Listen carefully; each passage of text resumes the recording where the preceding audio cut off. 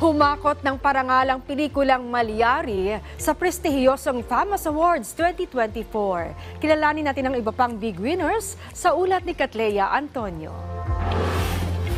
Binigyang pagkilala ang mga pelikula at ilang natatanging personalidad sa prestihiyosong Famous Awards 2024. Tinumina ng horror film na Malyari ang Awards Night kung saan nakapag-uwi ito ng 7 awards mula sa 14 na kategoryang nominasyon. Kabilang ang Best Picture, Best Screenplay at Best Supporting Actress naman kay Gloria Diaz. Nasungkit naman ni Catherine Bernardo ang kanyang unang Famous Best Actress Awards para sa kanyang performance sa pelikulang A Very Good Girl. Habang itinanghal bilang Best Actor sina Piolo Pascual ng pelikulang Malyari at Alfred Vargas ng pelikulang Pieta. Ang celebrity couple naman ng sina Dingdong Dantes at Marian Rivera nakatanggap ng Bida sa Taquilla Award. Matapos hinirang na highest grossing Filipino film of all time ang kanilang Metro Manila Film Festival 2020 entry na Rewind. Itinanghal naman bilang Best Director si Louie Ignacio para sa pelikulang Papa Mascot. At nakatanggap naman sina Vilma Santos at Christopher De Leon ng Circle of Excellence Award. Samantala humingi naman ng taus-pusong paumanhin ang award-giving body sa veteranong aktres na si Eva Darren.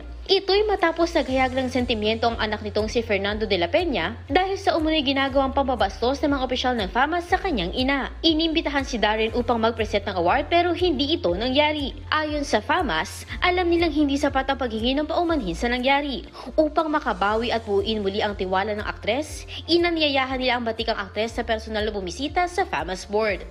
Katleya Antonio para sa Pambansang TV sa Bagong Pilipinas.